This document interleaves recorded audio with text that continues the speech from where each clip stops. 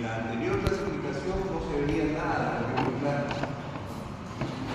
No había una clasificación de cómo encontrabas tu implante, porque ahora el implante es parte del examen de resultados. Entonces estaba abocado solamente a dientes, había términos como la radiografía crónica que después se cambiaba. Entonces, cada especialista, cada grupo de especialistas iban desarrollando este tema y ellos realizan 19 artículos. ¿Ya? Entonces, si nosotros nos queremos abocar en estos artículos están en la página de la Sociedad Americana de Negocios, en libre disposición, ¿no? Son artículos bastante densos, pero ahí explica exactamente todo lo que es la clasificación. Lo que vamos a hacer ahora es una especie de resumen. Ahora, si no les gusta mucho eso, podemos encontrar en castellano y un poco más simple en la página de la Sociedad Española de Periodólogos, el CEPA. Se va a la página del CEPA y también ahí están los artículos y hay un resumen de cada artículo. Entonces, este estudio tampoco no fue que se reunieron en 2017, sino que se inició en 2015. Entonces, hubo un estudio bastante prolijo. Entonces, esa es un poco la historia de la clasificación de las enfermedades gingivales, periodontales y periimplantales. Entonces, cuando nosotros en la historia decimos, ¿cuál es el diagnóstico? Le decimos. Entonces, ustedes ponen, no, gingivitis asociado a placas, generalmente. Pero tenemos que hacer un estudio de todo. Entonces, yo les voy a proporcionar una ficha, ¿ya?, con todos los ítems de la clasificación en donde ustedes pueden poner un check. Entonces, ¿qué pasa con esto? Porque ahí en la historia hay 2 rengloncitos, creo, 3 rengloncitos que hay que llenar, ¿no? Pero ustedes tienen que ver toda la tabla. Entonces, esas hojas, ¿no?, es solamente para revisar. ¿Tiene? Check. ¿No tiene? Lo dejas en blanco, pero lo estás mirando siempre. Hay que empezar a mirar todo eso, que no solamente es gingivitis y periodontitis, ¿ya? Hay muchas entidades más que tenemos que conocer. Entonces, esta de acá es la clasificación. O sea, tiene cuatro rubros, ¿no?, que tenemos que tenerlos muy claro. Hay un rubro que es el gingival, ¿ya? Hay un rubro que es el periodontal, hay otro grupo que es otras condiciones que afectan al periodonto y otro que está dedicado a los problemas periimplantales, ¿no? Son 4 situaciones que nosotros tenemos que examinar, ¿ya? Entonces, cada uno tiene su característica. Entonces, este es un resumen así muy escueto. Incluso están los artículos con el link, ¿verdad? Esto es sacado de la página de la Sociedad Americana. Entonces, incluso, por ejemplo, acá hay una novedad. Un diagnóstico, no tiene nada mi paciente, pero un diagnóstico es salud periodontal. O sea, tenemos que saber diagnosticar si el paciente tiene salud periodontal, salud gingival. Y eso es lo que tenemos que colocar. O sea, no es que no tiene. O sea, siempre hay un diagnóstico, ¿no? Gingivitis asociada a placa, o sea, gingivitis no asociada a placa.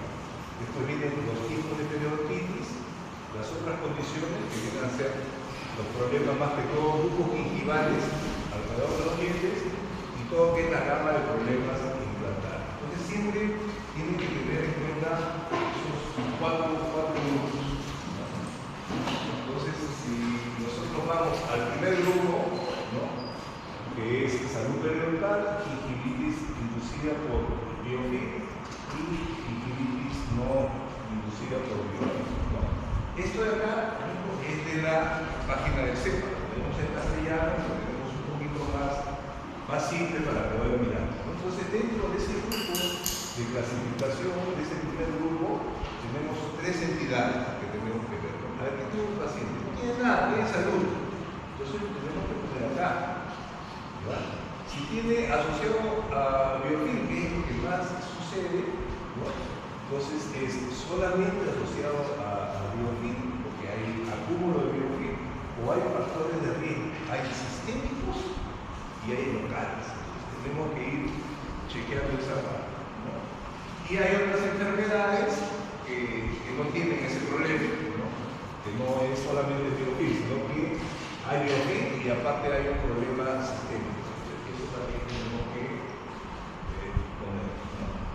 Entonces, dentro de este grupo tenemos algunos conceptos que tenemos que tener, ¿no? Por ejemplo, estos conceptos son de la clasificación, o sea, son los conceptos que tenemos que manejar, ¿ya? Porque tenemos textos a veces un poco más antes de la clasificación que nos dicen otro tipo de conceptos, ¿no? Más que todo el nombre. Entonces, vamos a actualizar esos nombres, ¿no? Por ejemplo, el periodonto intacto. ¿Qué significa periodonto intacto? Que no hay pérdida de inserción o pérdida ósea. Yo hago un sondaje, no hay mayor de 3 milímetros, estamos a nivel de la unión cemento-esmalte, el margen gingival que esté a nivel de la unión cemento-esmalte, un periodonto intacto. Pero también hay un periodonto reducido, que hay una pérdida de esa inserción. No estoy hablando de bolsa, ni de sondaje, estoy hablando de la inserción, o sea, la unión cemento-esmalte hasta el fondo de la bolsa. Entonces, hay un periodonto reducido, que puede ser de dos formas, ¿ya? Puede ser sin periodontitis. Por ejemplo, hay pacientes con recesión gingival que han perdido 2, 3, 4, por ejemplo, caninos acá, que están viendo la raíz del canino, hay una recesión, ¿no? Eso estamos viendo que ya es una pérdida de la inserción, porque ha perdido todo ese tejido que está ahí, lo ha perdido. ¿Qué ha perdido? Cemento, ligamento, hueso. Hay una pérdida de inserción, pero no hay periodontitis. Entonces tienen que saber diferenciar esto. Me puedo hacer mi periodontograma, me puede salir una pérdida de inserción de 4 o 5 milímetros, pero solamente por recesión. O de repente se hizo un alargamiento coronario por fines protésicos, fines estéticos, y ya hay una recesión o hay una pérdida del nivel de adherencia clínica. ¿Ya? Entonces, esos pacientes no tienen periodontitis, pero es un periodonto reducido. Entonces, el periodonto reducido en pacientes sin periodontitis, ese es un término. Pero también hay un periodonto reducido en pacientes con antecedentes de periodontitis. Por ejemplo, hay un paciente con bolsas periodontales, se somete a un tratamiento, ¿no? ¿Y qué va a hacer? Va a haber una pérdida de la inserción, va a haber una eliminación de las bolsas, pero toda la inserción va a perderse y ya no es porque no tiene periodontitis, sino es un paciente con antecedentes periodontales, ¿no? Entonces, este periodonto reducido quiere decir, en términos de que no hay enfermedad, o sea, no hay un problema en el momento, ¿ya? Es un problema que se está dando o por recesión, o por cirugía, o porque es una periodontitis que está solucionada. Porque a veces hay la idea que el periodonto reducido tiene problemas, tiene periodontitis, ¿no? Hay un control de la periodontitis en un caso, o hay una recesión, pero es un periodonto reducido. Y es bueno tener un paciente que tenga periodontitis que llegue al periodonto reducido, que es algo que se está manejando. Entonces, identifiquemos estos términos, ¿ya? Y este reducido que puede ser de dos maneras, ¿ya? Ahora, esta salud periodontal perfecta, pristina, ¿no? Es muy poco frecuente. O sea, ver a alguien que tiene el periodonto así inclume es difícil, ¿verdad? Siempre hay un sangrado, siempre hay un gingivitis, ¿no? Pero eso es lo que estamos apuntando nosotros a nuestros pacientes, ¿no? Ahora, otra cosa que debemos saber, y lo hice en el estudio de esta presentación de la tabla, es, y eso es algo que ustedes le tienen que decir al paciente, ¿ya? Una vez diagnosticada la periodontitis, ¿ya? Un paciente sigue siendo un paciente de periodontitis durante el resto de su vida. Acá no hay que se curó, la periodontitis siempre se controla. ¿Por qué? Porque es multifactorial y tiene un factor genético, ¿no? Entonces, nuestros pacientes o toda la población se divide en pacientes que no tienen ese problema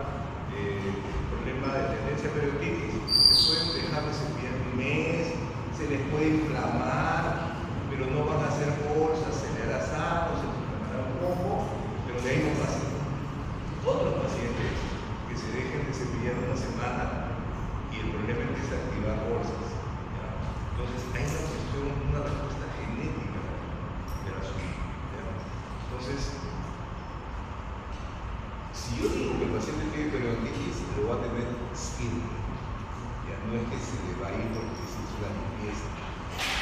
Entonces, el objetivo del tratamiento periodontal es que no pierda más. O sea, viene un paciente con periodontitis, ya lo que perdió, lo perdió. O sea, ya no se puede recuperar, si te pongas célula madre, injertos óseos, no vas a ganar absolutamente nada.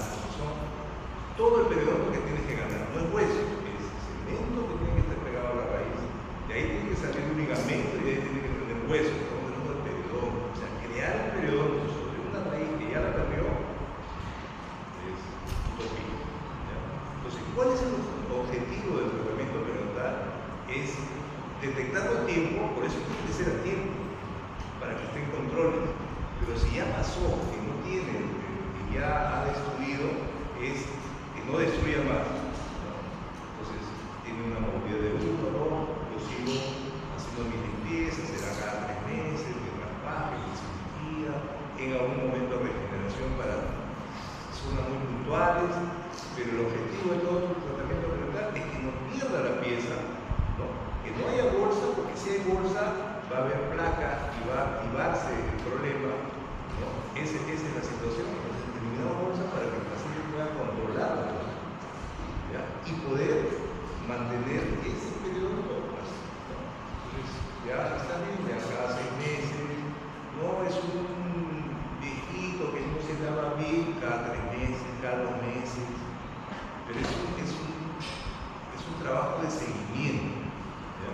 Pero eso le tienen que decir al paciente. Y una de las cosas es esto: el paciente cree que se va a curar, ¿no? El dentista cree que se va a curar, ¿ya? Muchas dentistas particulares a veces no te mandan, ay, ponle hueso, ya que se soluciona. Entonces tú tienes que tener presente eso para hacer el tratamiento de ortodoncia. A veces vienen con tratamientos de ortodoncia y no se ha diagnosticado la periodontitis. Y esas fuerzas oclusales activan más. Entonces, la situación, ¿cuál es la labor de ustedes? No como especialistas, sino como odontólogo particular, detectar el problema a tiempo. O sea, si yo tengo un paciente de 25 años que le estoy detectando bolsas de 4 milímetros en las molares, es un paciente y se le inflama, y siempre ha tenido sangrado, es un paciente periodontal, pero todavía no se le ha perdido el periodonto. Limpio, controlo. ¿Ya? Mientras esté limpio y controlado, no va avanzando. El problema está como si cuando ustedes encuentran una bolsa de 8, de 10 milímetros, es porque nadie entró en esa bolsa en años. Nadie se dio cuenta de eso. Hay que entrar, hay que limpiar. Entonces, ese concepto, la periodontitis siempre es para toda la vida y el tratamiento es para toda la vida. ¿Ya? O sea, su paciente periodontal es un paciente periodontal para siempre. Si el paciente lo deja ya fue. Va a empezar a perder dientes. Y eso es lo que tiene que transmitirle al paciente. ¿Ya? Ahora, el estado del paciente periodontal, el paciente periodontal puede estar controlado, va a sus citas, hace su fisioterapia, le hacemos raspaje, algún tipo de cirugía si tuvo alguna bolsa profunda, le digo forma la encía, está controlado. Viene sistemáticamente. Paciente que se empieza a descuidar, deja su cita, se cepilla una vez al día, empieza a ver un paciente en remisión, o sea, el paciente periodontal que estaba controlado está volviendo otra vez a la enfermedad. ¿Ya? Entonces a este lo podemos, en esa llamada, te toca tu control. En verdad, y encontramos este tipo de pacientes. ¿Ya? Entonces depende mucho de nosotros. Y el otro es no controlado, que le llegue. Me da flojera, pero la información se la tiene que dar. Entonces, estos conceptos los tienen que tener muy claros, ¿no? Entonces, un paciente periodontal que si está controlado, está en remisión o está no controlado. A veces hay otro término que yo podría decir, ni siquiera diagnosticado. ¿Ya? Eso existe mucho.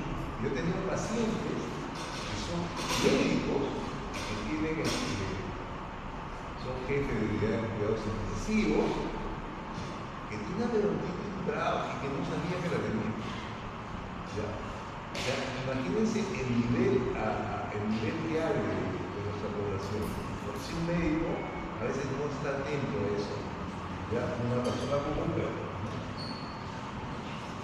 Ahora, una salud gingival clínica también se acepta menos del 10%. O sea, eso de que no sabe nada, no sé qué, un poquito sangrado, no, el 10%, y eso se acepta como salud gingival. Ahora, hay dos términos que se dicen. Hay una gingivitis versus inflamación gingival. Entonces, ¿cuándo digo inflamación gingival y cuándo digo gingivitis? Cuando un paciente tiene diagnóstico de periodontitis, por ejemplo, tiene bolsas en la parte posterior, pero adelante no tiene bolsas, pero hay gingivitis, dicen, no, mi paciente tiene periodontitis acá en las molares y gingivitis adelante. No hay gingivitis, es inflamación gingival. O sea, cuando hay un término, hay un diagnóstico ya de periodontitis, ya no puede haber gingivitis, ya es periodontitis. Y lo que está inflamado, todavía no tiene bolsas, es inflamación gingival. El otro término, si el paciente no tiene gingivitis, no tiene periodontitis, pero hay gingivitis, por ejemplo, un paciente que es periodontal, pero es joven, que le sangran las encías, todo, no hay pérdida, todavía no hay periodontitis, pero es gingivitis. Entonces hay que definir estos bien. Inflamación gingival cuando hay periodontitis, gingivitis cuando no. Entonces no hay nominación de gingivitis en un paciente con periodontitis. Ahora, ¿cuándo decimos que es salud gingival? ¿Ya?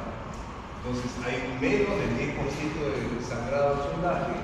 Estamos hablando del sondaje, ¿no? Si estamos hablando, puede aparecer un poquito de sangre, ¿no? El sondaje es menos de 3, ¿no? O igual a 3. Cuando hay gingivitis tratada, ¿ya? Se acepta que la bolsa sea adecuada. ¿Ya? Si es un paciente que tiene solo gingivitis, no ha tenido periodontitis todavía, ya hasta 3. Pero si es un paciente que ha tenido periodontitis de bolsa de 4 o 5, y yo le hago el sondaje, y hace 4, ¿ya? Sin sangrado, entonces no se podría decir que es una bolsa activa. Se acepta bolsas de 4 en pacientes periodontales tratados sin sangrados, ¿ya? Para que no haya un sobretratamiento, no van a hacer un tratamiento revolucionario. ¿Ya? 95% de los adultos tienen uno más puntos de sangrado, ¿ya? Puede ser uno más puntos, y esto es salud clínica. Y esta salud perfecta, ¿no? Es el menos del 5% de la población. Entonces, por ejemplo, esto, ¿no? Tú ves un periodonto, está sano. O sea, acá los odiamos, no entra la sonda. Sangra, no sangra, pero ha perdido inserción. ¿No? Es un periodonto reducido, ¿no? Que no está activa la enfermedad.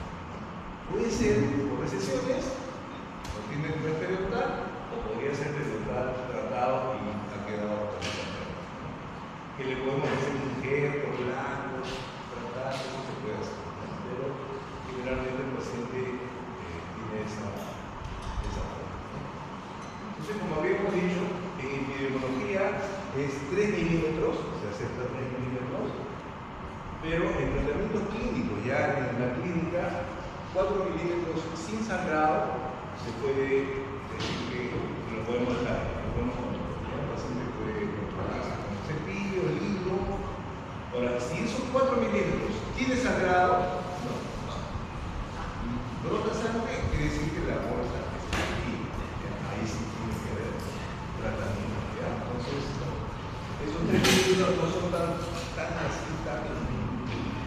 fijos en la parte clínica, a la hora que los hijos de diseño.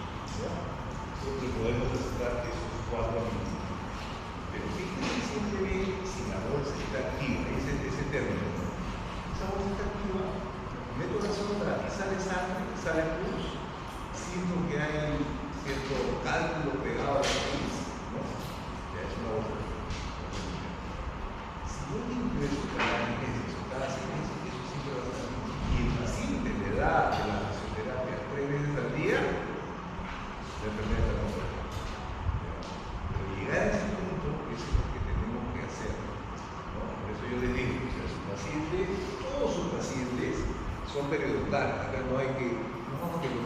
presión periodontal, el otro le va a hacer el perno con el endodontia y ese no. O sea, todos sus pacientes son periodontales, tienen un diagnóstico, pueden tener salud periodontal, todos tienen que tener fisioterapia, todos tienen que tener su kit antes de que ustedes trabajen, ¿no? Su técnica para que lo vean, ustedes van a trabajar tranquilos, o sea, sus coronas, sus resinas, el aislamiento para la endodoncia, la elevación del margen, eso no va a sangrar.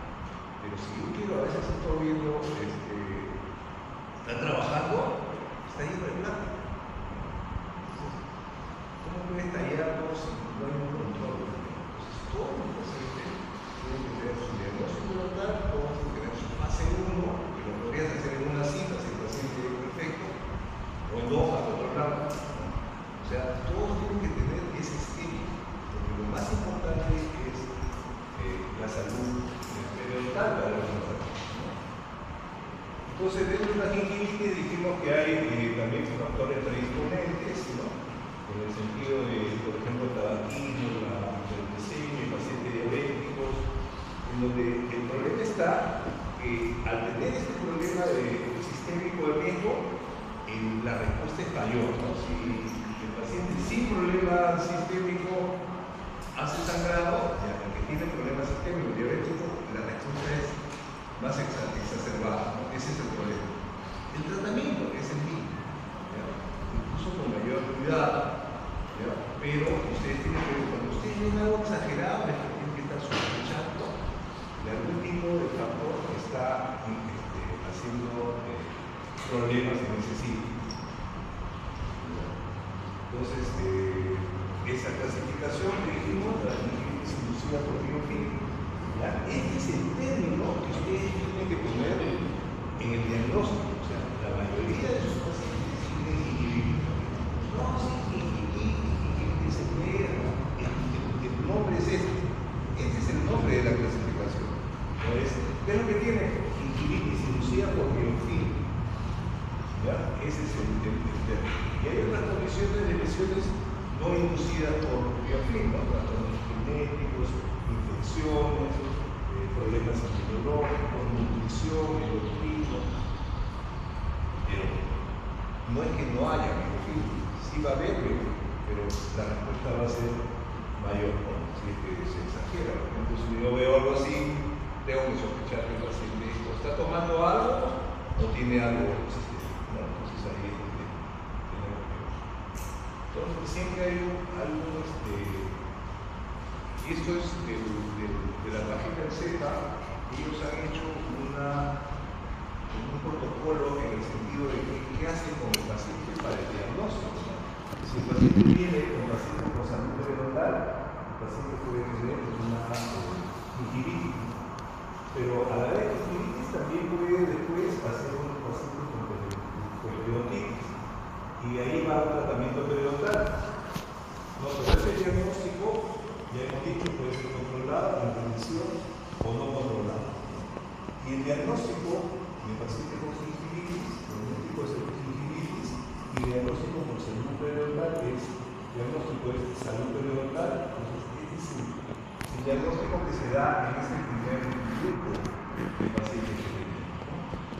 Entonces, no cambia todavía el hecho de la localización, ¿no? Siempre el 30%, si es menos del 30%, es una gingivitis localizada. Si veo que tengo más del 30%, es una gingivitis generalizada, ¿no? Y también hay un término valedero que puede ser una gingivitis leve, una gingivitis moderada o una gingivitis severa, ¿ya? Puede haber una encía sana o una gingivitis. ¿Qué me da la gingivitis? Sangrado, olor rojo, textura, un poco más brillante, aumento de volumen. O sea, todo eso es lo que yo tengo que observar para ese cambio de gingivitis, ¿no? Entonces puede haber una gingivitis leve, ¿no? Por ejemplo, ahí en el sector anterior, una pequeña gingivitis, que es lo más clásico que nosotros vemos. El tratamiento, simplemente fisioterapia. Entonces, el índice de sangrado papilar es de 1. Entonces, yo sondeo y de repente esto es un puntito sangrado, ¿no? Entonces, estamos ante una gingivitis leve. motivación, remoción de placa, cálculo, fisioterapia, su control cada 3 o 6 meses, dependiendo del paciente, ¿no? A veces es un paciente joven, puede ser cada 6 meses, un paciente más adulto, cada 3 meses. El pronóstico acá es muy bueno, ¿no? Definitivamente eliminamos ese problema. Puede ser moderada, ¿no? Es un poco más inflamada, más enrojecida, ¿no? El índice de sangrado papilar es 3 o 4. Acá ya no es un punto, ya es un triángulo, ¿no? Si luego es un triángulo, ya es una conjuntivitis moderada. Igual, todo tratamiento de conjuntivitis es fase 1, movilización y fisioterapia, remoción de la placa, y su control está cada 6 meses. El pronóstico es muy bueno si el paciente colabora, ¿no? Después hay una conjuntivitis severa, generalmente está asociada a problemas sistémicos o problemas de que el paciente va a hacer una periodontitis, ¿verdad? Entonces, eso es muy importante. Cuando ustedes se fijen, con un paciente que tenga de 18 años, 20 años y tiene una gingivitis muy severa, ya, ese es un paciente que de repente va a hacer periodontitis. Entonces, empiecen a seguirlo, siempre cíclico, ¿no? Acá el sangrado ya no es triángulo, ya es un chorro, ¿no? Entonces, cuando ustedes ven el sangrado, un puntito, un triángulo o un chorro. Cuando es un chorro, conjuntivitis severa. El tratamiento siempre es el mismo, ¿no? Y el pronóstico, si es que no tiene problemas periodontales, es bueno, ¿no? Y todavía no tiene bolsa. Entonces, eso es muy importante. Una vez un paciente que vino a la consulta, vino con su hijo, ¿no? Pero la señora tenía una periodontitis así brava, la tipo 4, ya pérdida de dientes. Entonces, la señora me siguió, me dice, ¿cómo me hubiese gustado que me controlen a tiempo, que me detecten mucho la fertilidad de personas que tienen 50 años? Y ya pues, había que salvar algunos dientes, pero ya tenía una protección. Entonces yo volteo y veo a su hijo, que me dio unos 20 años, que estaba esperando. Usted debería haber venido a la edad de su hijo. Vamos a revisar su hijo. No su hijo, una gingivitis brava. No tenía, pero había cálculo, no se controlaba, había placa, no tenía noción de fisioterapia. Entonces, ahí estaba, es igual que la señora, o sea, genéticamente había heredado esa cosa, pero se le estaba detectando. Esa era la diferencia. A la señora no vino pasó, pero él ya tenía un diagnóstico aquí. Se empezó a tratar, sus encías bien. Entonces, esa es la forma de detectar que nosotros hagamos una detección temprana. Por eso es el sondaje. No es que viva, está bien, no. El sondaje. Y a veces ese sondaje de 4 o 5 determina el hecho de poder captar un paciente periodontal temprano. Y ahí tú le evitas toda esa pérdida de inserción del tejido periodontal. Entonces, esa es la idea. Entonces, cuando tenemos problemas ya de tipo, por ejemplo, de pubertad o endocrino, ya hay una exageración en la respuesta, ¿no? Entonces, siempre tratar de observar el tipo de gingivitis que tiene. Ahora vamos a ver el segundo punto, que es la periodontitis, ¿no? Entonces, ¿cuándo decimos que hay periodontitis? Bueno, decimos, ya es una enfermedad multifactorial inflamatoria, ¿ya? Y que está asociado al biofilm. O sea, eso es algo muy importante. O sea, le tenemos que dar importancia a controlar ese biofilm, ¿ya? Porque si es un paciente que tiene esas condiciones de hacer el problema de la periodontitis, la destrucción progresiva del aparato del sostén, va a haber una destrucción lenta, que el paciente no lo va a sentir. A veces ni el dentista lo va a sentir, ¿ya? Entonces tenemos que ser más ordenados en ese. Por ejemplo, yo estoy acostumbrado a mirar, a meter la sonda. No se ve en el común de los dentistas particulares. Es algo que una vez yo estaba en una universidad particular, en un posgrado, ya, doctor, hay que sacar estas muelas del juicio, porque ahí en el posgrado de periodoncia no puedo sacar las muelas del juicio. Hay que sacar porque está en tratamiento, pero estamos hablando de un posgrado, en donde pasa por todos los filtros, donde presentan el caso. A ver la radiografía panorama. Y a mí me gusta mirar el contorno del hueso. Se lo veía clarito. No lo habían visto. O sea, era la especialidad de un posgrado, estamos hablando de que era algo particular, un improvisado, era. ¿Cuánto tiempo tiene? Ya tiene ya 6 meses de tratamiento. O sea, si ese tratamiento continúa así con esa enfermedad descontrolada, esa enfermedad se tiene. Terminas el tratamiento y no tienes eso. Entonces, ese paciente me han hecho lo que no quedaba. No, se había pasado por ahí. No, que era joven.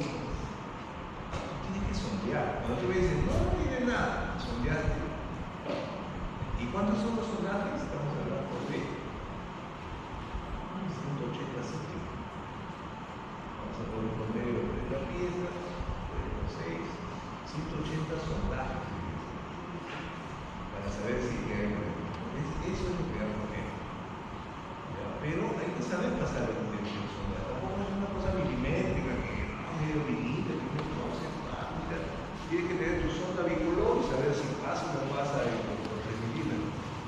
Entonces, ese diagnóstico es el importante. ¿Ya? Entonces, saber detectar una periodontitis. A mí, por ejemplo, me derivan pacientes periodontales.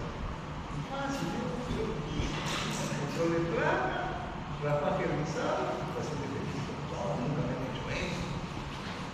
Es algo sencillo, solamente que tiene que tener una disciplina, ¿no? Y un objetivo claro, ¿no? Un día una paciente dice, no me han hecho este tratamiento. Me han hecho una película con la panorámica y decía, tiene periodontitis. Y el video parecía un huesito arriba de encima. Le vamos a poner el huesito de todo eso para que se recupere. Y es una cirugía y se ha quedado esa pregunta así. Me encuentra quirúrgico. Pero no hay una base, o sea, un diagnóstico, el hecho de que domine la funcionalidad del paciente, el hecho de que ya ha sido analizado, trampado, eliminado cálculo, ¿no? O sea, llegar a ese punto puede ser una cita o sea, por lo menos un día ganando la confianza del paciente, a veces puede fallar el paciente, tiene que insistir. O sea, es como un trabajo de devolución psicológica. Un paciente de devolución. Entonces, no hay la idea de que es algo simple. O sea, todo el mundo se complica, que es infierno, que es cirugía, que sí, son como huesito. Y no es así, es primero control. ¿Ya? Y eso lo hace, lo tiene que hacer todo dentista, ¿no? Entonces, es lo que tenemos que hacer, ¿no? Ahora, el tipo de periodontitis en esta clasificación son periodontitis propiamente dicha, donde vamos a clasificar qué tipo de estadio, qué tipo de grado. Después hay una periodontitis necrotizante. ¿Ya? En la anterior clasificación era necrotizante aguda, ahora solamente es necrotizante. Pues pueden leerlo a la que un texto y está en la anterior. Y también hay una periodontitis como manifestación directa de enfermedades sistémicas.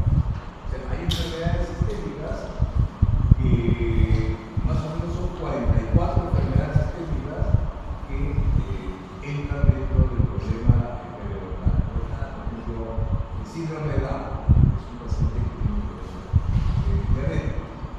Estaba aquí. Entonces, todos esos grupos son problemas.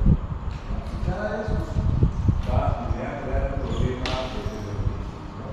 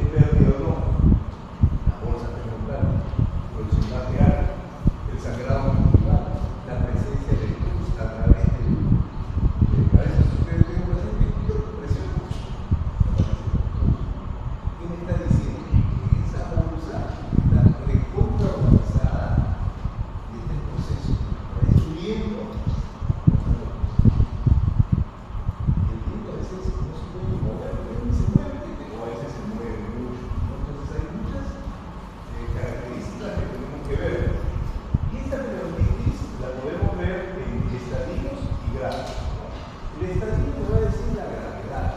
¿Ya? ¿Por qué se puso estadio? Estadio 1, 2, 3, 4. Como la periodontitis, el profesional necesita la colaboración, casi el 80% de la colaboración del paciente. ¿Ya? El paciente tiene que estar, tiene que saber de la enfermedad. Entonces, ¿cómo nosotros transmitimos? Mira, tienes una periodontitis, estadio 1, estadio 2, ya. Se tomó el cáncer. El cáncer cuando dice no sabe la gravedad.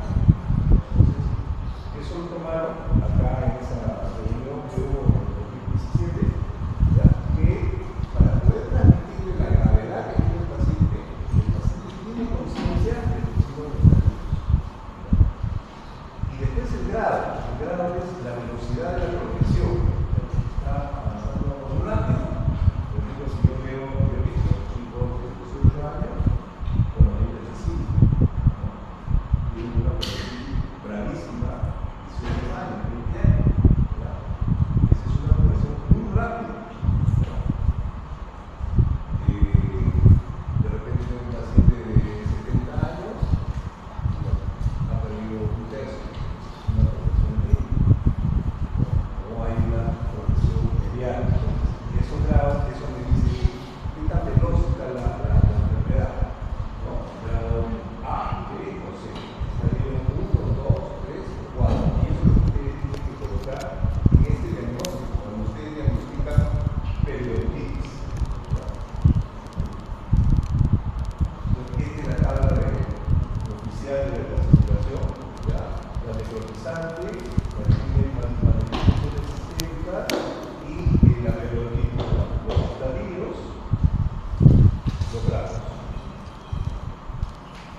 ¿Ya? Pero hay unas situaciones. O sea, a veces no todo lo que tiene inserción es periodontitis. A veces tú ves una zona y hay una boca, ¿no? Pero el paciente no tiene periodontitis. ¿Cuáles son esos casos? Por ejemplo, en una caries, ¿no? Puede haber una caries, ¿no? Y haber un tratamiento y crear una caries. Puede haber una infección endodóntica, eso acá, y hay que la infección. No significa que el paciente tenga una periodontitis, es una situación muy puntual, en una fractura, en una fisura, que es lo más común. A veces el paciente viene con una tontería, ¿no? Está en el pulso, y dice, no, tengo un poquito, mira, no ve nada. Mira el dolor. A veces el paciente ha mordido y hay una fisura de la raíz, se ha roto la raíz. Pero esa fisura es como medio pico, que está pegada y ni siquiera la ves en la radiografía de la tomografía. ¿Ya? ¿Cómo la ves? Soñada. La gente no es pensar, pero ahí se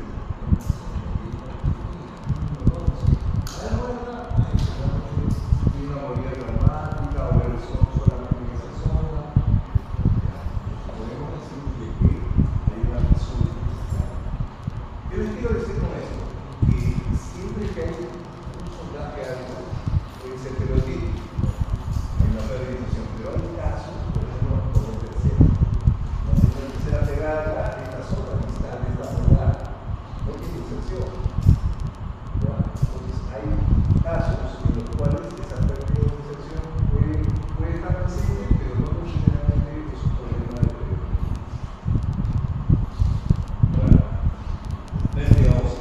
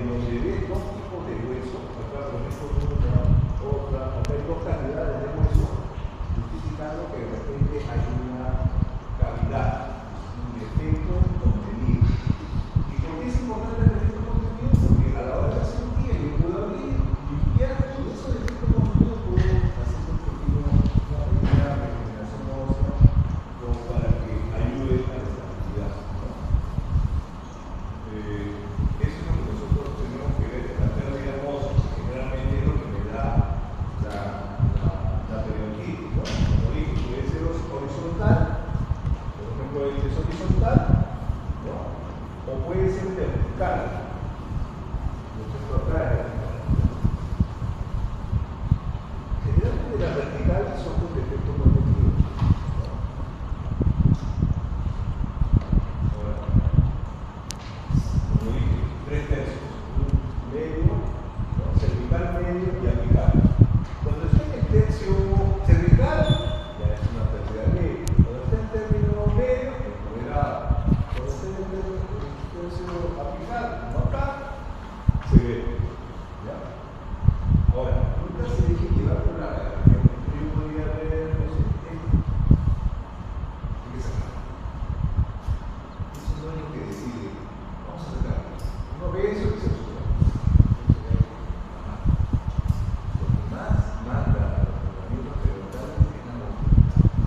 Tú puedes tener un diente así, y el diente no se mueve. O puedes que se mueva uno. O puedes utilizar. El objetivo que tiene todo odontólogo en la rama de la periodoncia es no perder los dientes. Los dientes, mientras no le moleste al paciente, mientras no lo ocupa al paciente, tienen que estar en boca. O sea, tienen que tener. Lo que pasa es que ahora que no, vamos a sacarle el dolor de impla. Sacamos todo, no es un plan de total, no queda bonito. Pero no. Eso puede ser, pues, porque el implante, todos los problemas que tiene el diente, también lo va a tener el implante. ¿Verdad? Porque generalmente el paciente periodontal hace periodontitis. Entonces, mejor detrás del proceso lo más que puedas, o de repente llegas a hacer el proceso. Pero yo he recibido muchos pacientes que no pueden hacer un tratamiento periodontal. Y les había dicho que tenía que sacar el doctor. Entonces, ese tipo de consejos es el que ustedes tienen que tener. A todo paciente que tiene que hacer su tratamiento y su diagnóstico dental.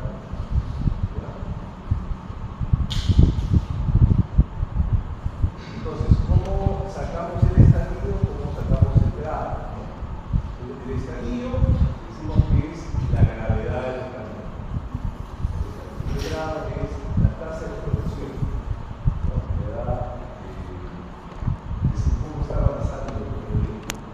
Entonces, cuando yo vea, es forma muy simple, ¿ya? O sea, al principio cuando esto salió, ¿ya? Había que calcular que esto, que la sonda, que uno de operaciones para saber si era estadio 1, 2, 3. Pero en realidad, ustedes lo pueden ver muy simple, ¿ya? Una periodontitis inicial es estadio 1. Una periodontitis moderada es estadio 2.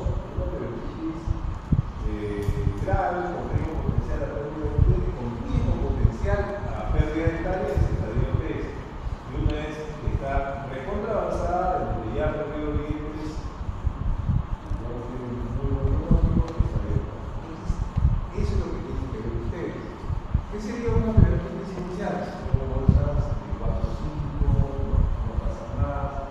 ¿Qué sería una periodontitis moderada? Si tengo bolsas de 5 o 6, ¿qué sería una 3? Si ya hay una movilidad, a veces pierde la función, como bien, los dientes se aquí, y hay una movilidad de dientes, de repente perdieron 1 o 2 dientes, estadio 4 es donde ya perdió una buena cantidad de dientes y tiene una muy mala función. Y los dientes están movidos. Entonces, no hay que sacar mucha fórmula para saber en qué estadio está. Inicial, moderado, avanzado y recontra avanzado. Esa sería un poco la idea que se tiene que tener a la hora de, pero para eso tienen que hacer su primer programa. Entonces, ese es el estadio que le tiene que dar. Se ha eliminado el término de periodontitis crónica. ¿Ya? Antes no había estadio. ¿Qué tiene periodontitis crónica? Era una periodontitis lenta, o qué tiene? Tiene periodontitis. Hay una periodontitis muy rápida en los adolescentes. Periodontitis agresiva. ¿Ya? Esa periodontitis es muy rápida y eso tampoco no entra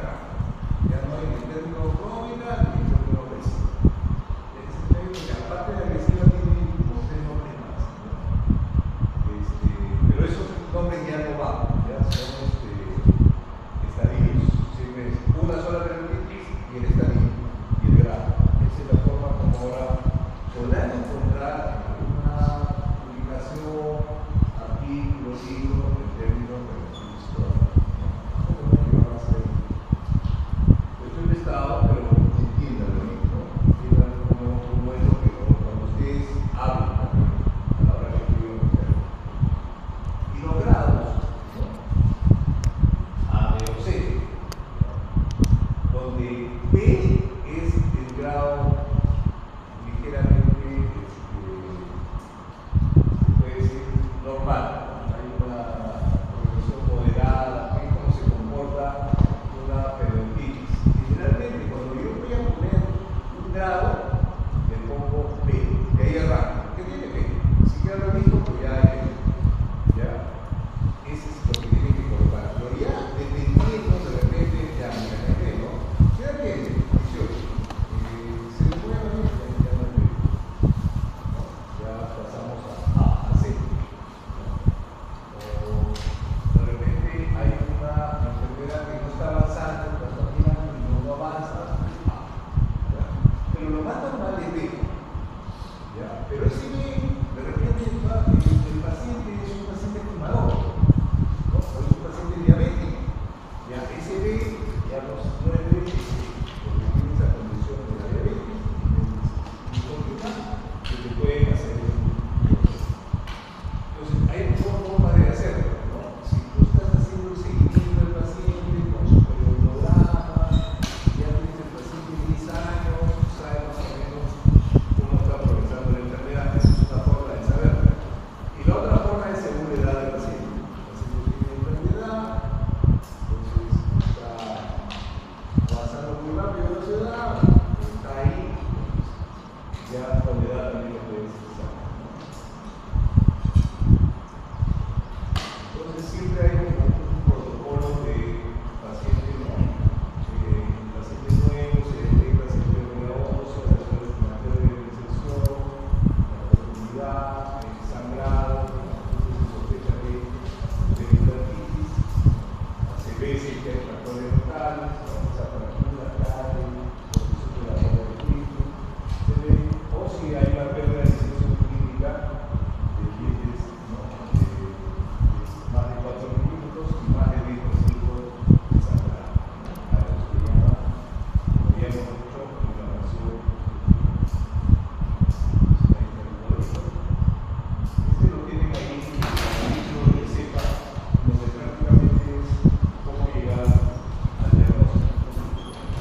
Entonces hay todo un desarrollo de cómo llegar al estadio 3, al estadio 2, al estadio 1, y después cómo llegar hasta los estadios, toda la característica que tiene,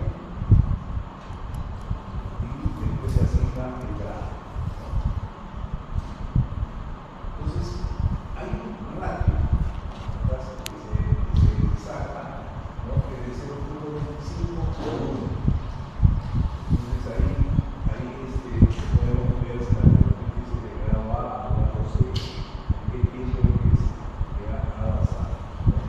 Y esas alteraciones son cuando cigarros, si fuma más de 10 cigarros, estamos con paciente fumador y también paciente diabético. Puede ser menos de 7, la hemoglobina glucosilada o más de 7.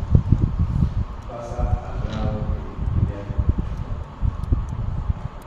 Entonces, siempre en periodontitis, si yo presiono y sale pus, hay una bolsa activa periodontitis.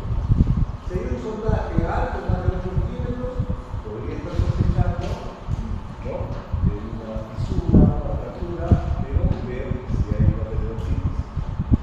Hiperplasias, ¿no?, bolsas periodontales, defectos verticales, estamos en una acceso periodontal. Generalmente, a veces el acceso periodontal es por lo que viene el paciente. Puede haber un acceso periapical, que es más abajo, o puede haber un acceso periodontal que tiene esa posición. En esta posición es un problema de acceso periodontal, pero no es muy frecuente, porque la bolsa siempre tiene salida. No es difícil, a veces muy frecuente que se hinche de esta manera.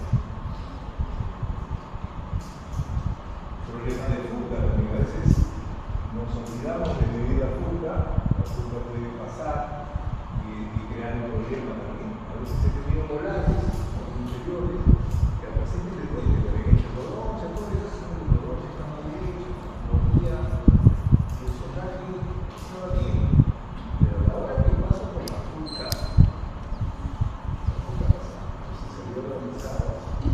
problema ahí en la punta, que a la hora de mover, podría abrir, limpiar y voltear. Entonces siempre en el periodontitis hay esa pérdida de inserción y también lo mismo que la conjuntivitis. Cuando hay un paciente con problemas sistémicos, la periodontitis va a un grado un poco mayor, ¿no? Tiene una mayor respuesta de inflamación, una ejecución más rápida, sí, que no hay un... Ahora, aparte hay estas enfermedades no cronisantes, la enfermedad úlcero necrotizante y la enfermedad de la periodontitis úlcero necrotizante. Antes era una úlcero necrotizante aguda, pero ya aguda se ha retirado y se caracteriza por tener acceso úlceras a nivel papilar, hay pérdida de las papilas, un color, la presencia viene así, no hay una justificación, ¿no? Y cuando hay bolsa, estamos ante ya no la gingivitis, sino la periodontitis úlcero-necrotizante. Generalmente se caracteriza porque pierde la papila y es muy dolorosa, ¿no?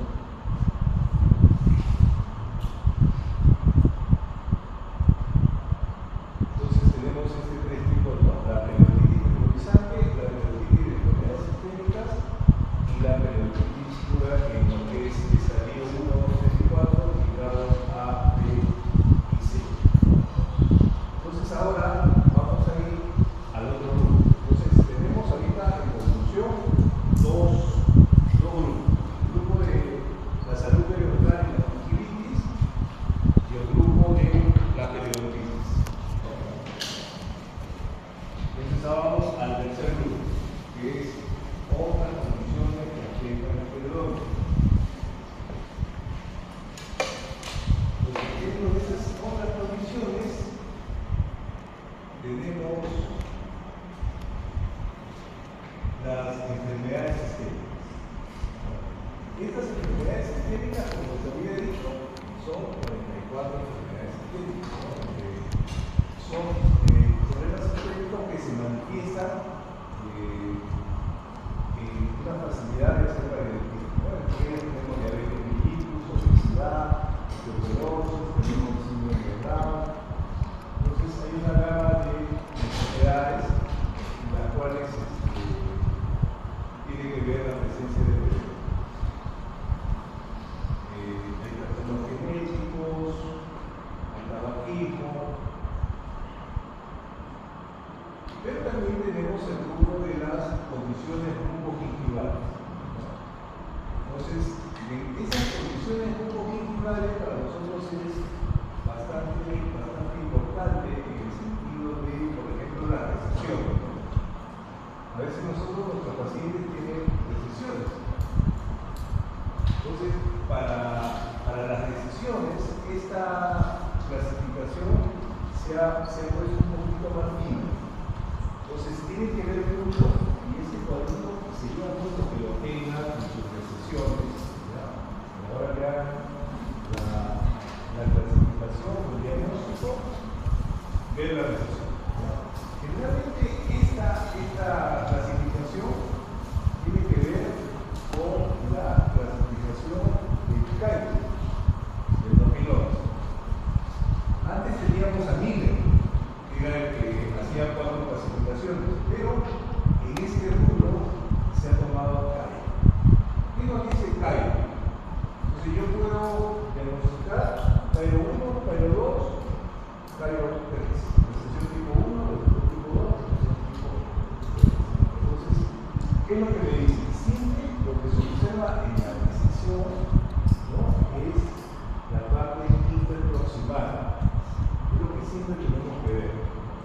Entonces, por ejemplo, puedo tener una recesión, pero ¿no?, mi nivel interproximal no tiene cero. Entonces, hay una recesión, pero el interproximal no tiene cero. Es tipo 1. No importa porque es tipo 1. Interproximal es entero y acá hay recesión. Es tipo 1.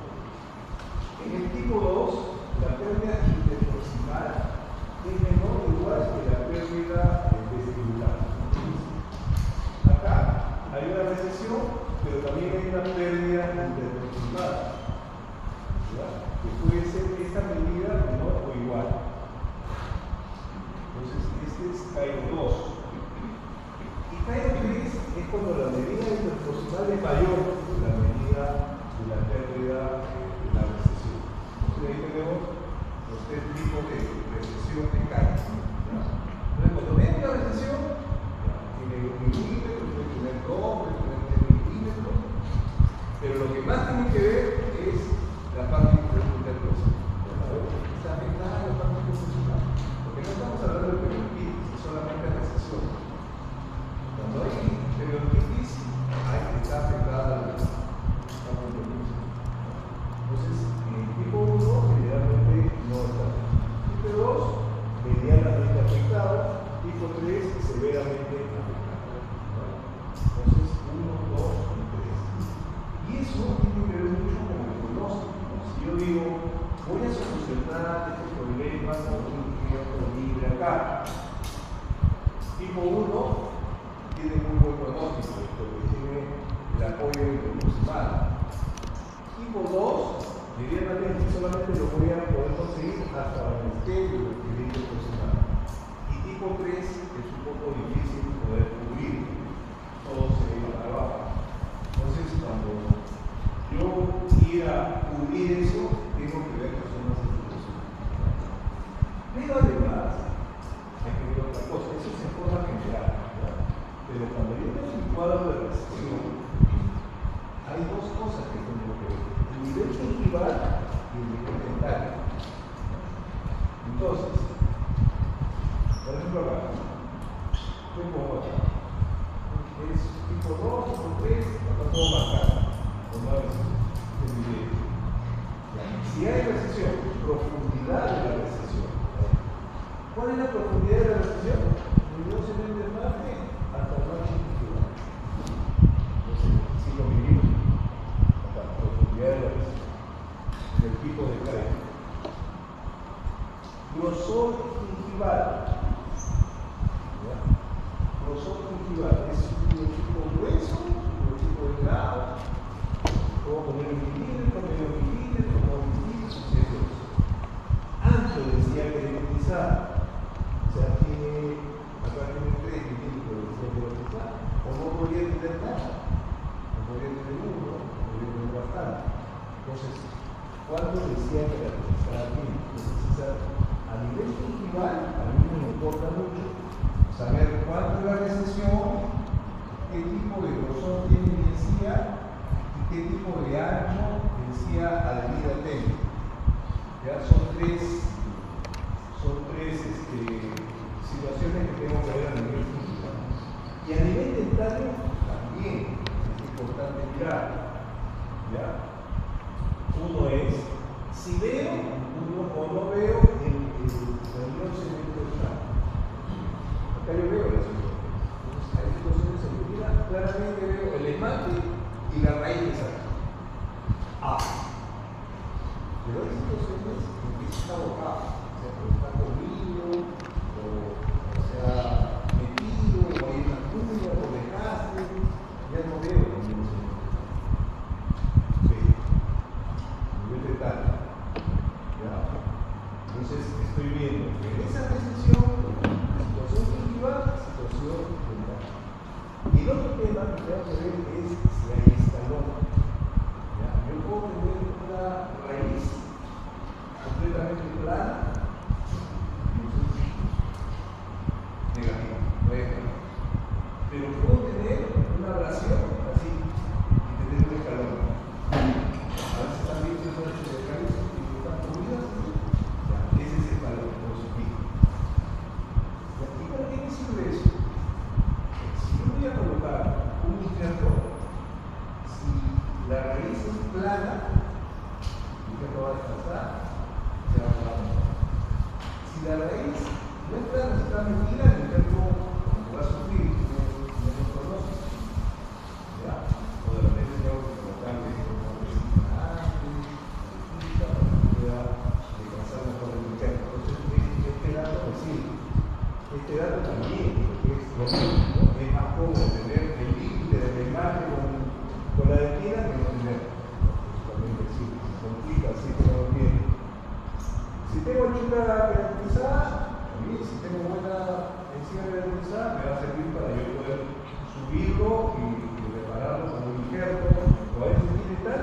realizar, pues solamente levanto el sí. Pero si no tiene, tengo que crear. El grosor también es mejor que sea grueso a que sea delgadito.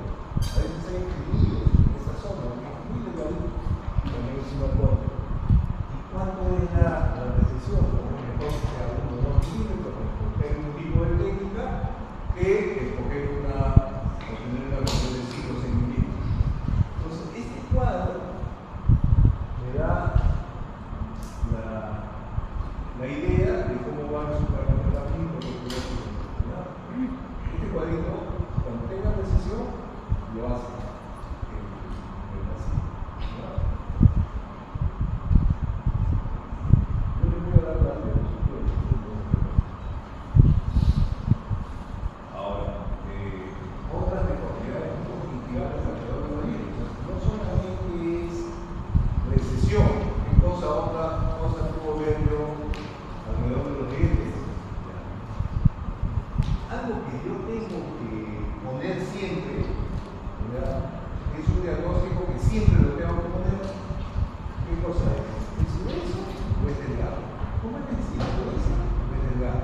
Tengo que saber eso. Y es un diagnóstico. ¿Ya? Ahora, también yo le estoy poniendo de algo que puede decir de forma sencilla. Para lo suficiente se poner grueso o delgado, ¿no? Pero a veces es pezoneada, es delgado, así pronunciada, o hay un pezoneado más grueso que protege los dientes, o un grueso delgado. No vamos a confundir tanto, simplemente vamos a ver que sea grueso o delgado. ¿Cómo lo identifico? Generalmente si yo pongo la sonda, la pongo traducida a través de la forma de los dientes, forma cuadrada, es un tipo grueso, forma triangular, es un tipo delgado. También observarse, ¿no? Si no tiene mucha queratina, es una un poco más fina. Pero la cosa que tenga su diagnóstico es saber si es un biotipo. ¿Ya? Es eso. Ahora, la otra, la recesión. Recesión del tejido blando articular. Puede haber una recesión, generalmente en las que son tratables son las superficies vestibulares, las que por estética, porque son las que más están afectadas, pero a veces se presentan individual. Sería otro diagnóstico. Tratarlas es un poco más difícil. Una recesión de papila, ¿no? ¿Tiene la papila? ¿Está todo entero? Bien. ¿No la tiene? Hay un punto negro. ¿No? Entonces hay que ver, incluso hay una clasificación de papila. En esa hojita que les estoy diciendo, ahí dice papila, los 3 tipos determinados de papila. Ahí vemos 1, 2 o 3. Se me viene la recesión, ya dijimos, cae 1, cae 2, cae 3, pero con el cuadrito. Acá está el grosor gingival, ¿verdad?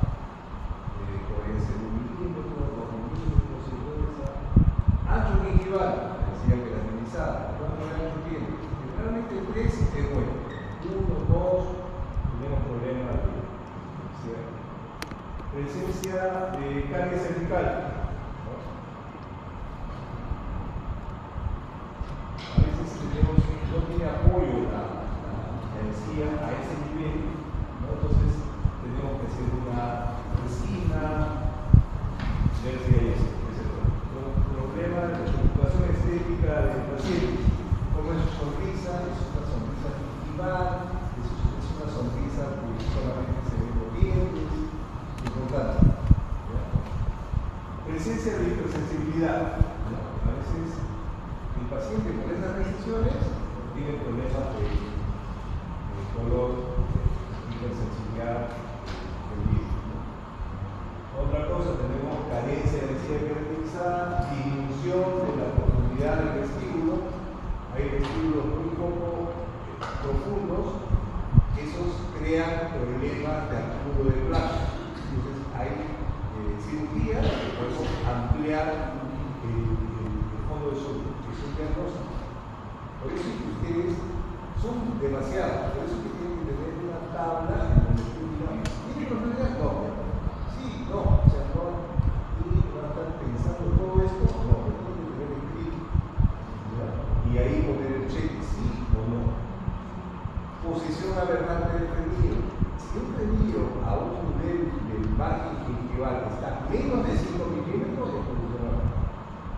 más ni hasta lejos, porque si está aberrante muy próximo, empieza a tirar y empieza a haber una recesión.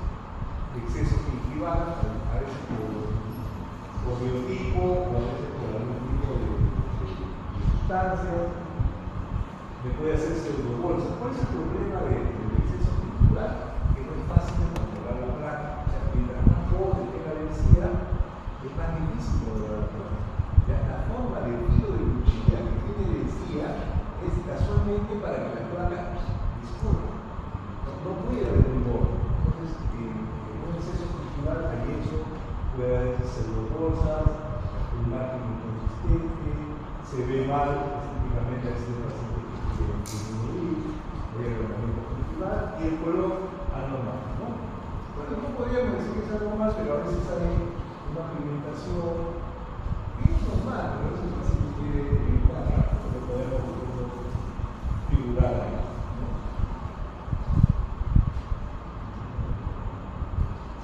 Otro término, mire, estamos hablando de este rubro, de otra condición que afecta al alrededor. Y hemos hablado de esto. Ese acá hemos explicado, ahora estamos en el trauma cruzado. ¿Cuál es el cambio en el trauma cruzado? Hay un trauma cruzado primario, un trauma cruzado secundario, y en esta clasificación hay fuerzas ortodoxas. O sea, ya está. A veces el paciente puede estar con su arco, ustedes sacan el arco y las piernas se conectan.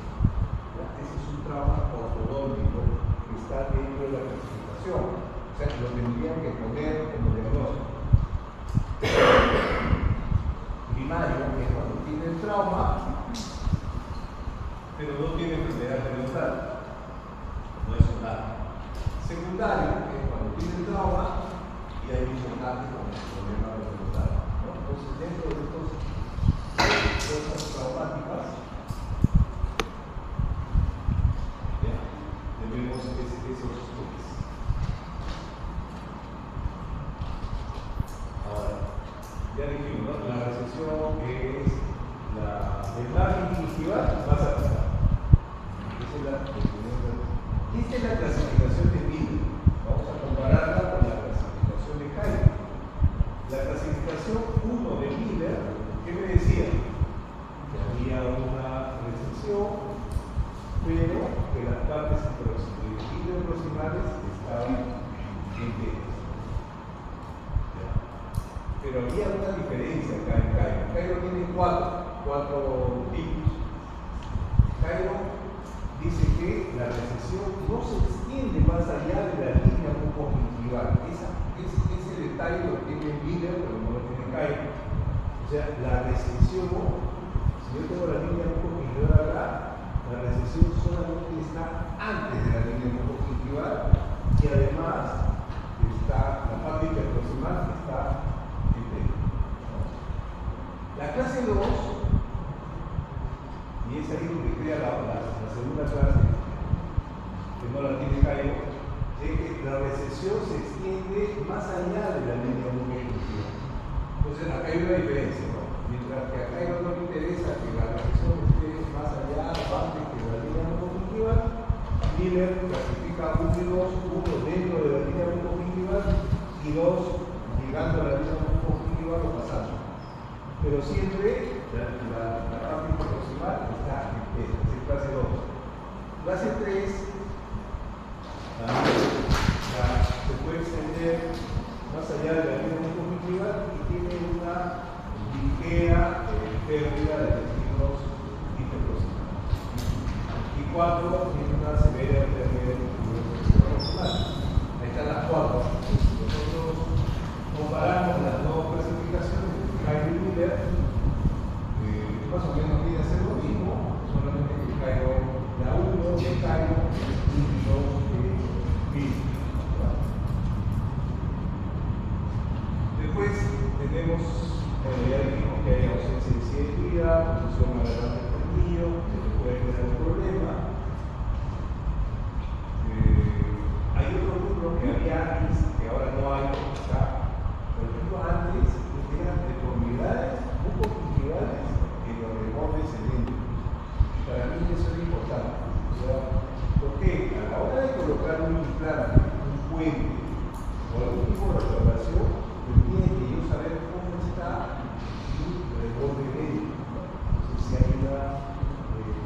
insuficiencia vertical o horizontal, ¿no? Después tenemos el tramo, cuando ya hablamos del tramo cruzado, que en este caso se ha aumentado fuerzas ortogónicas. Después hay otro rubro en el cual tenemos factores relacionados con la prótesis rodilla. Entonces acá tenemos que ver el ancho biológico, ¿no? Y ustedes tienen que ver mucho con este ancho biológico porque tienen a veces intervenciones a la hora de hacer una endodoncia, tienen que hacer el aislamiento, tienen que tener un informe.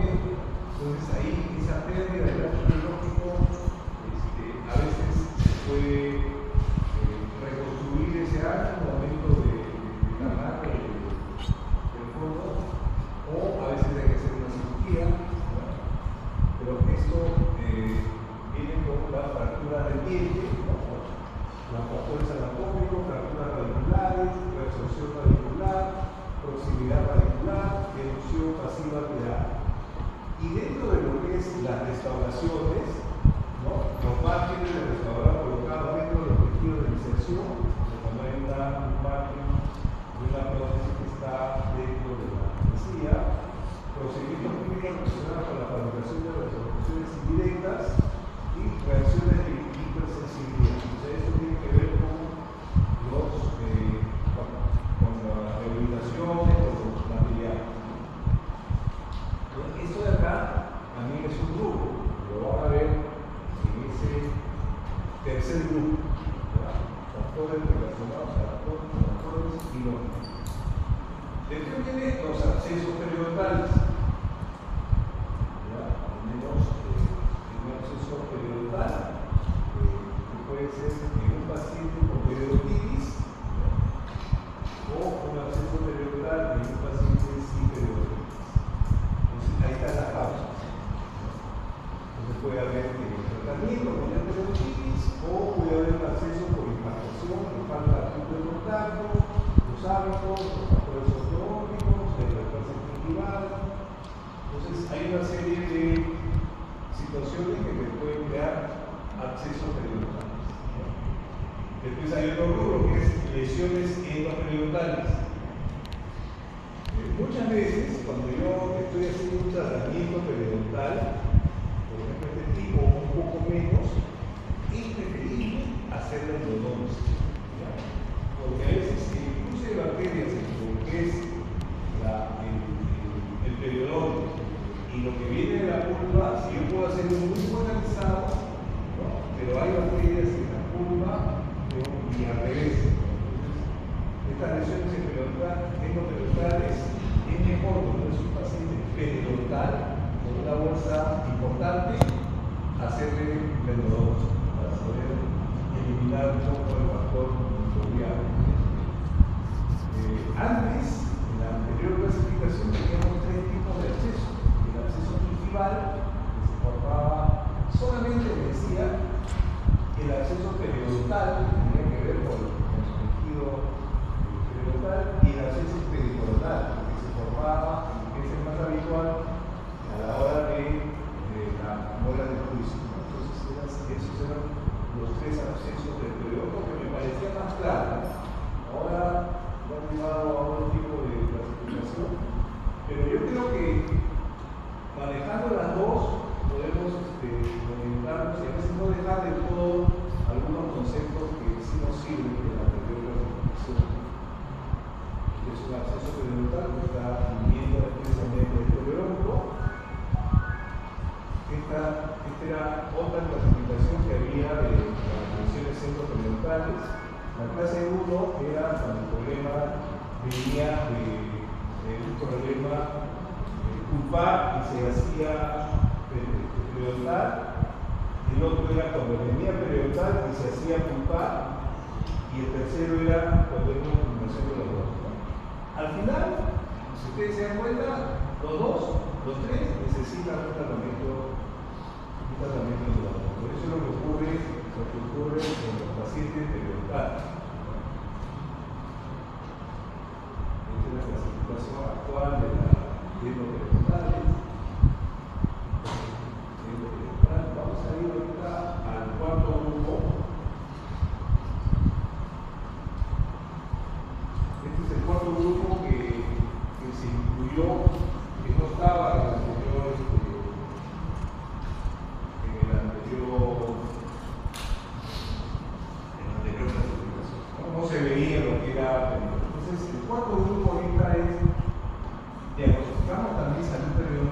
periimplantaria, mucositis periimplantaria y periimplantitis. Esos son los cuerpos. Esta es la clasificación, esos son los artículos. Y ustedes hacen el link y le llevan a cada artículo del estudio que se ha presentado.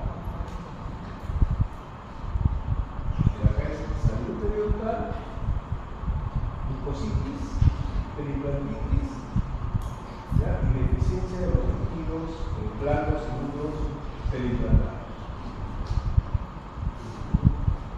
Entonces, ¿qué cosa es la salud? ¿Cuándo yo digo que es salud periimplantaria? Entonces, cuando hago un sondaje, ¿no?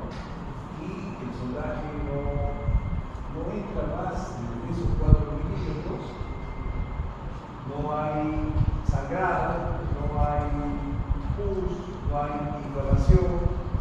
Entonces, hay ausencia de todos esos signos clínicos y no hay pérdida ósea. Esto es una radiografía. Es normal que pueda perder un poco, pero de ahí no más. Si ustedes observan, esos implantes están a nivel que se les colocaron. O sea, no hay una pérdida ósea. Se podría decir que el diagnóstico ahí es salud periimplantaria. Tengo un implante y un diagnóstico.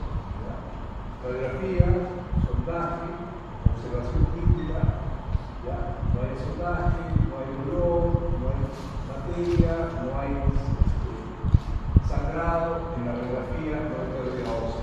Entonces, ahí, salud periimplantaria. Mucositis periimplantaria. Ahí es donde empieza el problema. No cortó la corona, pero hay sangrado. Ustedes, hay molestia, sangrado, irritación, pero a la hora que ustedes toman la radiografía no hay una pérdida ósea, es mucositis, es como decir gingivitis, ¿verdad? Entonces no hay pérdida a nivel óseo.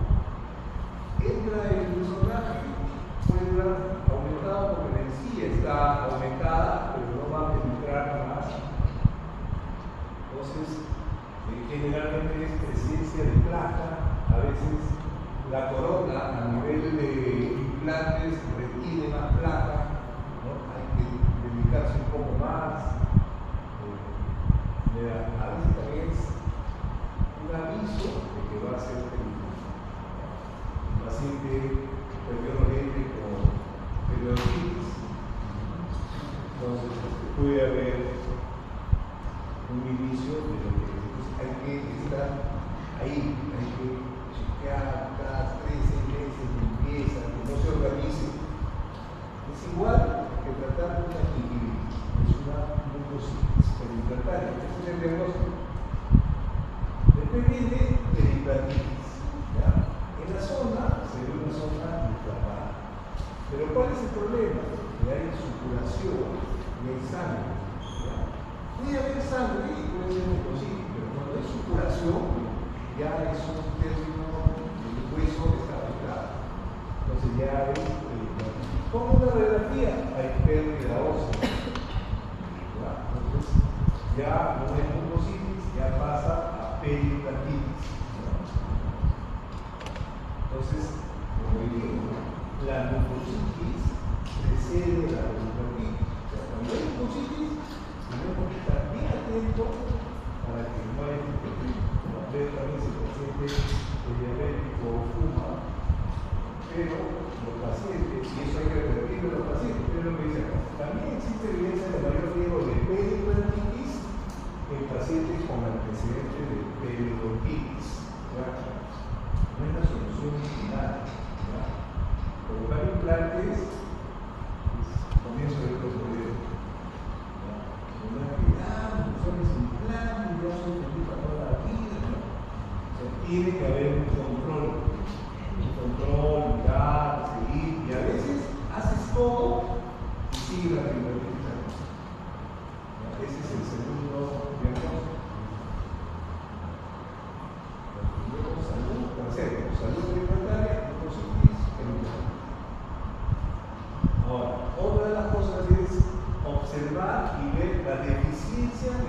tejidos blandos y duros periimplantados. Entonces yo puedo observar un implante y mirar si no acá. Está acá. No hay recesión, no hay densidad de herida, todavía hay un interno acá para poder proteger, hay presencia de un fluido, no hay limpieza. Entonces tengo que mirar qué cosa puede haber. Hay chéveres, soporte, acciones endurológicas, fractura de la continuidad de la raíz. O sea, todo eso, todas esas cosas me van originando pérdida de los tejidos. Tabla delgada, posición bucal, extracción traumática, pérdida de los huesos, tejido blando, los medicamentos, la tendencia de los dientes, los rebotes son más delgados, lesión del tejido blando con la prótesis removible, falta de de los implantes, fenotipo fino, falta de tejido queratinizado, altura de la papila central depende de la orina de causa. Entonces, todos esos deficiencias de los tejidos blandos podemos nosotros también colocar como diagnóstico. Entonces, son factores que afectan la deficiencia del tejido. Casi todos hemos ya nombrado.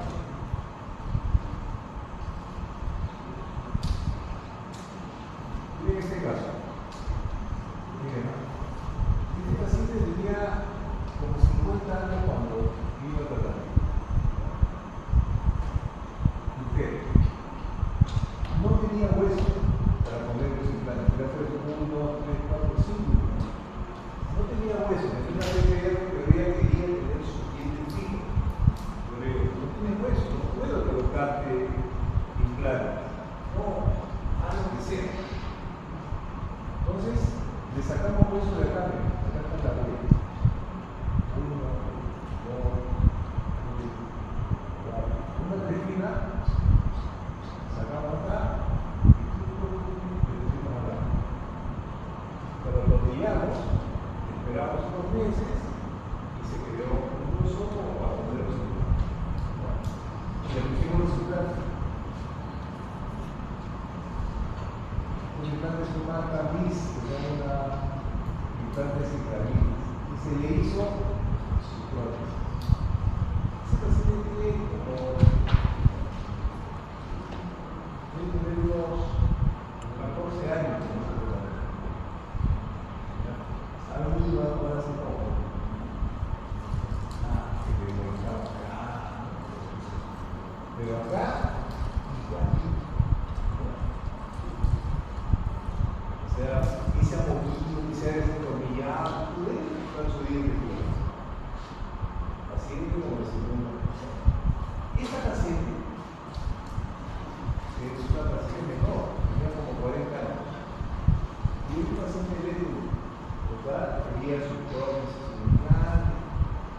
Le pusimos 6 implantes. ¿Por qué? Tenía un problema dental. Unos avanzados, ya veo, en 6 meses viene para hacer su prótesis. Pero la paciente se fue de Italia. No trabajaba, se desapareció 5 años. Los implantes estaban adentro, o sea, no estaban bien. Le cuento los implantes, los había sujetado, estaba con ese problema. Después de 5 o 6 años me llaman, sí, estoy aquí, no tengo bien, ya puedo regresar de nuevo.